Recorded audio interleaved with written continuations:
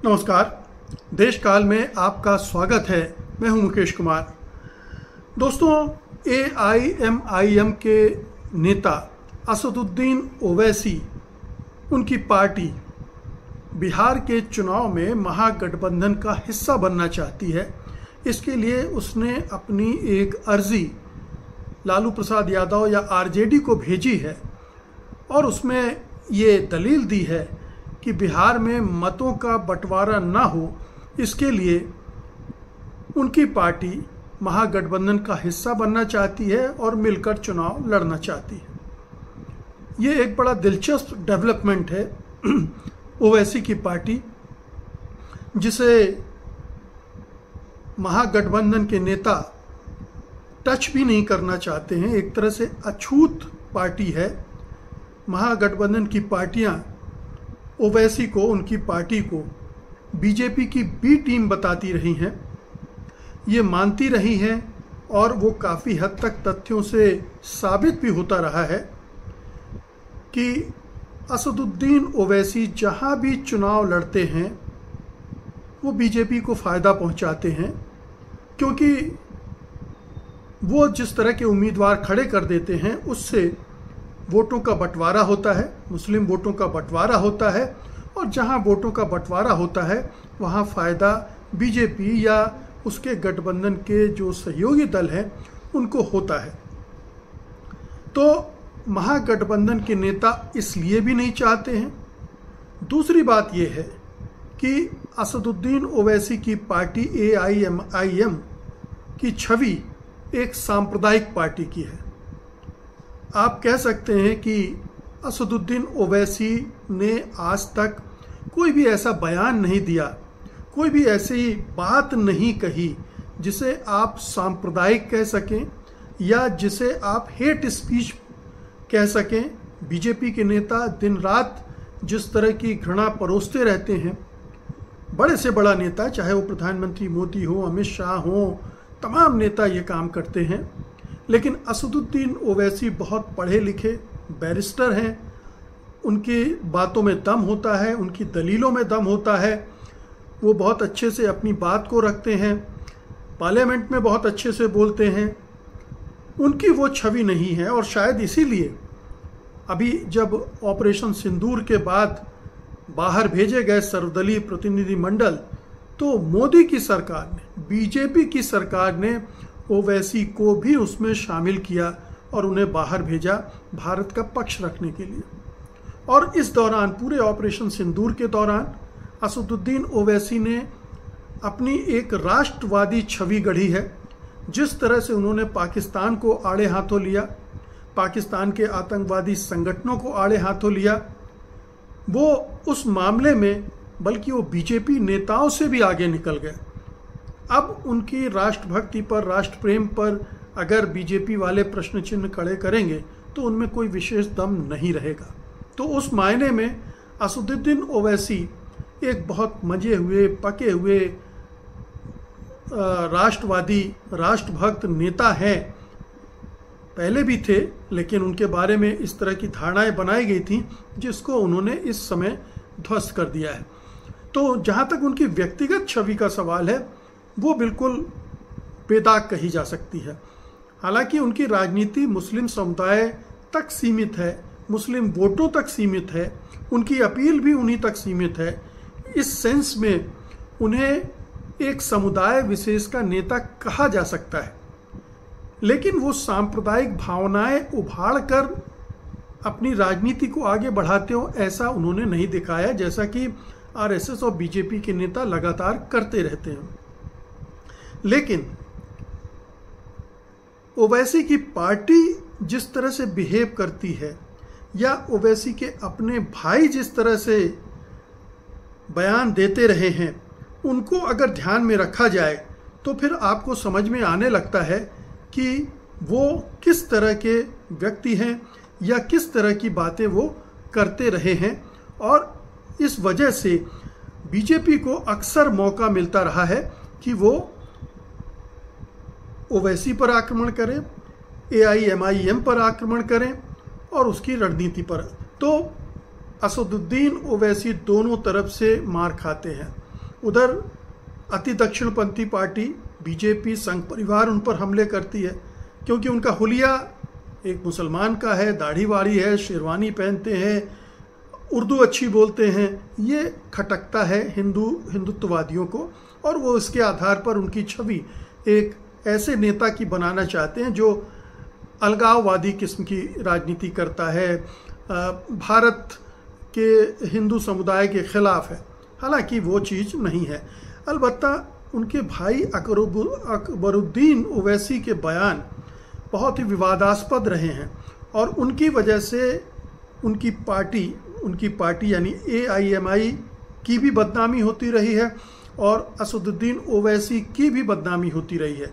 उनको अक्सर बीजेपी इसी बहाने से करती है, और अकबरुद्दीन ने कई ऐसे बयान दिए भी हैं जो हेट स्पीच के कैटेगरी में आते हैं। जैसे दिसंबर 2012 में उन्होंने आंध्र प्रदेश के निर्मल और निज़ामाबाद में जो भाषण दिए थे उन्हें हेट स्पीच माना गया था। फिर उन्होंने एक बार ये बहुत विस्फोटक नफरत से भरा बयान दिया था कि अगर पुलिस हटा ली जाए तो 15 करोड़ मुस्लिम 100 करोड़ हिंदुओं पर भारी पड़ सकते हैं। और उन्होंने ये भी कहा था कि मुस्लिम महिलाएं यानी शेरनियां विरोध में हैं, और अगर पुरुष शामिल हुए तो स्थिति गंभीर हो सकती है। तो इस तरह के बयान जो देते रहे हैं उसकी वजह से अकबरुद्दीन खुद भी मुश्किल में पड़ते रहे। उनके खिलाफ, राष्ट्र के खिलाफ युद्ध छेड़ने, राजद्रोह और धार्मिक भावनाओं को ठेस पहुंचाने जैसे आरोप लगे, और 14 दिन की न्यायिक हिरासत में भी उनको भेजा गया। इसके अलावा गुजरात दंगों और अजमल कसाब के मामले में भी उनके बयान उसी तरह से रहे हैं। अकबरुद्दीन ने 2008 में मुंबई हमलों का दोषी अजमल कसाब को फांसी का जिक्र करते हुए पूछा था कि गुजरात दंगों में दोषियों को सज़ा क्यों नहीं हुई। उन्होंने मुंबई हमलों को गुजरात में मुसलमानों के नरसंहार से भी जोड़ा था, और बीजेपी से सांप्रदायिक ध्रुवीकरण की बात करती है।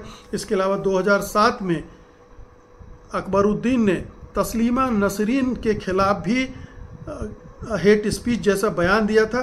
उन्होंने कहा था कि अगर तस्लीमा नसरीन हैदराबाद में प्रवेश करेंगी तो उनके सिर काट दिया जाएगा, सिर काटने की धमकी दी थी।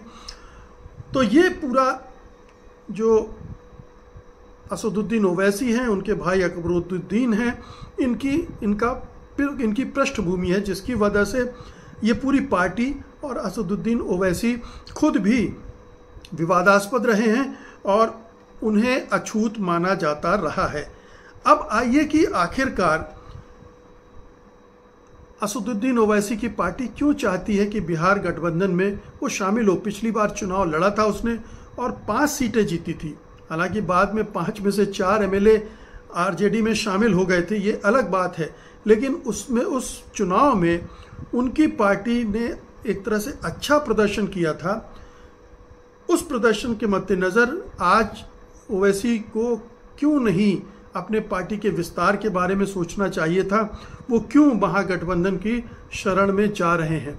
इसके बहुत सारे कारण हैं, लेकिन एक बात पहले स्पष्ट कर देना चाहिए कि पिछले चुनाव में असदुद्दीन ओवैसी की जो भूमिका रही है उसकी वजह से भी उनकी पार्टी और उनकी छवि सांप्रदायिक की बनी और बीजेपी की बी टीम की बनी, क्योंकि माना जाता है कि 10 से 14 सीटों पर असदुद्दीन ओवैसी ने महागठबंधन को नुकसान पहुंचाया था। 5 सीटें तो जीती थी, इसके अलावा कुल मिलाकर 10 से 14 सीटों पर उन्होंने महागठबंधन को नुकसान पहुंचाया था।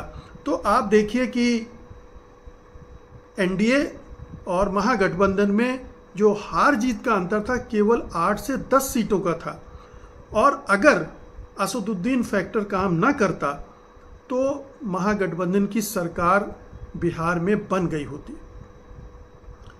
ये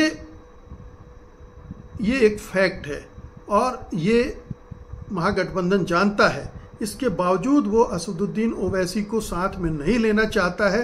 तो इसकी सबसे बड़ी वजह यह है कि उसकी छवि को नुकसान होगा और बीजेपी को ये प्रचारित करने का मौका मिलेगा कि ये महागठबंधन तो मुस्लिम परस्त है, अल्पसंख्यकों का तुष्टीकरण करता है और इस आरोपों को वो ज़्यादा प्रचारित करके एक हिंदू मुस्लिम ध्रुवीकरण करने की कोशिश करेगी, जो पहले भी करती रही है। उसको एक मुद्दा और मिल जाएगा। तो इस वजह से जो महागठबंधन है वो उनसे दूरी रखना चाहता है। एक एक करके मैं कारण बताता हूं आपको। एक तो वोट कटने का भी डर है। एआईएम को अक्सर विपक्षी दलों का बी टीम के रूप में प्रस्तुत किया जाता है। विपक्ष का मानना है कि उनके चुनाव लड़ने से वोट बढ़ते हैं। महागठबंधन का जो मुख्य वोट बैंक है उसमें मुस्लिम भी हैं, वो भी खिसकते हैं। और बिहार में जो सीमांचल का इलाका है, जहां कई कंस्टिट्यूंसीज में मुसलमानों की तादाद बहुत ज़्यादा है, जैसे किशनगंज में 67% है, कटिहार में 38% है, तो वहाँ पर ये वोट बांटते हैं, उससे नुकसान होता है और इसलिए उससे तालमेल नहीं रखना चाहिए। इसी तरह से जो मैंने बताया कि बीजेपी को एक मौका मिलेगा सांप्रदायिकरण करने का, उसको भी वो अवसर नहीं देना चाहते हैं। और सबसे बड़ी बात तो ये है कि अब महागठबंधन को लग रहा है कि पिछले कुछ समय में जिस तरह का पोलराइजेशन देश भर में हो गया है और मुस्लिम समाज ने ओवैसी की भूमिका को जिस तरह से परख लिया है, उसके बाद वो उसे एहसास हो गया है कि उसे किसके साथ रहना चाहिए। वो अब और भी ज़्यादा कंसोलिडेट हो गया है कांग्रेस और आरजेडी के फेवर में, जहाँ तक बिहार का ताल्लुक है। तो वहाँ पर ज़रूरत नहीं है महागठबंधन को उनकी, और इसलिए वो उनको दूर ही से सलाम करेगा। जैसा कि आरजेडी के नेता मनोज झा ने कह भी दिया है कि हमें आपकी ज़रूरत नहीं है, अगर आप वोटों का बंटवारा नहीं चाहते हैं तो कृपया चुनाव ही न लड़ें। क्या ओवैसी ये करेंगे? अगर वो सचमुच में वोटों का बंटवारा नहीं चाहते हैं और नहीं चाहते कि बीजेपी फ़ायदा उठाए इसका, तो क्या ओवैसी इस बार बिहार के चुनाव न लड़ें? ऐसा हो सकता है क्या? तो एक तो ये रीजन है। लेकिन सवाल उठता है कि ओवैसी क्यों शामिल होना चाहते हैं। तो एक तो दलील उन्होंने ये दी है कि वो महागठबंधन का हिस्सा इसलिए बनना चाहते हैं कि वो सेकुलर है और सेकुलर वोटों का बंटवारा नहीं चाहते हैं।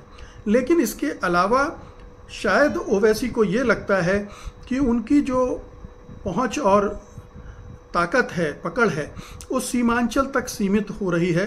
अगर वो महागठबंधन में शामिल हो जाए तो प्रदेश के दूसरे हिस्सों में भी अपना विस्तार कर सकती है और उसकी जो छवि सांप्रदायिक दल की बनी है उससे भी वो मुक्त हो सकती है।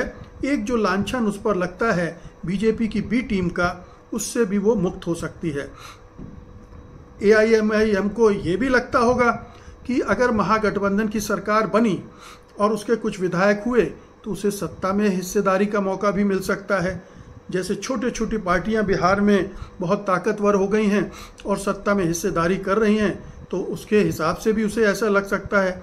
और उसे ये भी लगता होगा कि पिछली बार 5 सीटें जीती हैं, इस बार भी हम अगर जीत पाए महागठबंधन में रहते हुए तो अपनी ताकत में इजाफा कर सकते हैं। तो ये कुल मिलाकर कैलकुलेशन हो सकता है एआईआईएम का। लेकिन दूसरा कैलकुलेशन, जैसा कि मैंने बताया, महागठबंधन का है। केवल बात बिहार की नहीं है, ये राष्ट्रीय स्तर की बात है। ओवैसी के साथ जुड़ने से केवल बिहार में ही नुकसान नहीं होगा, उत्तर प्रदेश के चुनाव आने हैं वहाँ नुकसान होगा, बंगाल के चुनाव आने हैं वहाँ नुकसान होना है। और एआईएमआईएम हर जगह जाकर वोटों के बंटवारे का खेल खेलती है। वो दबाव बनाएगी सेकुलर पार्टियों पर, महागठबंधन पर, इंडिया गठबंधन पर, और उस तरह से वो अपनी पहचान को बदलने की कोशिश करेगी और अपने प्रभाव का विस्तार करने की कोशिश करेगी। लेकिन एआईएमआईएम की जो छवि है वो ऐसे दल की हो गई है कि जिससे कोई भी दल सटना नहीं चाहेगा, उससे चिपकना नहीं चाहेगा, और इसलिए उससे दूर से ही सलामी रखने की बात हो रही है। तो कुल मिलाकर ये है कि ओवैसी को महागठबंधन हाथ नहीं लगाएगा, नहीं लगाना भी चाहिए। ये उसकी दूरगामी राजनीति के लिए बहुत ही घातक होगा, क्योंकि ओवैसी की जो छवि है, उनकी पार्टी की जो छवि है, वो कतई ऐसी नहीं है जिसे कोई सेकुलर, जिस तरह की छवि बीजेपी की है कि वो एक समुदाय विशेष को लेकर राजनीति करती है, केवल उसकी बात करती है, वैसे ही छवि ओवैसी की पार्टी की है। दोनों एक ही सिक्के के दो पहलू हैं। उन्हें राष्ट्रीय स्तर पर, हालांकि ओवैसी ने पिछले कुछ समय में अपनी राजनीति को बदलने की कोशिश की है, उन्होंने दलितों को, पिछड़ों को भी अपनी पार्टी से जोड़ने की कोशिश की है, लेकिन वो बहुत कामयाब होती नहीं दिख रही, क्योंकि मोटे तौर पर उसकी पहचान मुसलमानों की पार्टी के रूप में है, और दूसरा जो AIMIM है उसकी जो लीडरशिप है और जो पार्टी का स्ट्रक्चर है उसमें भी मुस्लिम नेता हावी हैं। दूसरे राज्यों में भी जहाँ भी उनकी यूनिट हैं वहाँ भी मुस्लिम नेता ही नेतृत्व कर रहे हैं। तो ये तमाम बातें हैं जिनकी वजह से ओवैसी स्वीकार्य नहीं हो सकते हैं किसी भी मध्यमार्गी प्रगतिशील पार्टी या सेकुलर पार्टी के लिए। वो उसके दूरगामी एजेंडे को प्रभावित करेगा। वो उसकी जो दूसरे समुदाय, खासतौर पर हिंदू जो हैं, वो जो बिदकते हैं ओवैसी से और जो नहीं चाहते बीजेपी को भी, और इसी वजह से महागठबंधन से जुड़े हुए हैं, उनको भी नाराज़गी होगी। वो भी ओवैसी के साथ जुड़ने की राजनीति को आगे नहीं बढ़ाना चाहेंगे। ध्यान रहे, बीजेपी उन्हें जिन्ना के रूप में भी प्रचारित करती रहती है। तो एक और जिन्ना, बेशक ये छवि का मामला हो, बेशक ये दुष्प्रचार का मामला हो, लेकिन ये ओवैसी के साथ जुड़ गया है और महागठबंधन या इंडिया इसको अफोर्ड नहीं कर सकता है इस तरह के आरोप के से जुड़े लोगों को अपने साथ रखने का, क्योंकि फिर वो पार्टी की मीटिंगों में भी शामिल होंगे, गठबंधन की सभाओं में भी हिस्सेदारी करेंगे और उसका एक दूसरा मैसेज जाएगा। इसलिए महागठबंधन ने, मनोज झा ने जो कह दिया है वो बिल्कुल सटीक है कि अगर आप वोटों का बंटवारा नहीं चाहते हैं तो आप अपने तेलंगाना, आंध्र प्रदेश तक सीमित रखिए अपने आप को और इन राज्यों में दखल मत दीजिए, चुनाव मत लड़िए, वोटों का बंटवारा मत होने दीजिए। और अगर आप सचमुच में सेकुलर राजनीति को मजबूत करना चाहते हैं तो यही एकमात्र रास्ता है। बहुत बहुत शुक्रिया आपका, धन्यवाद, नमस्कार।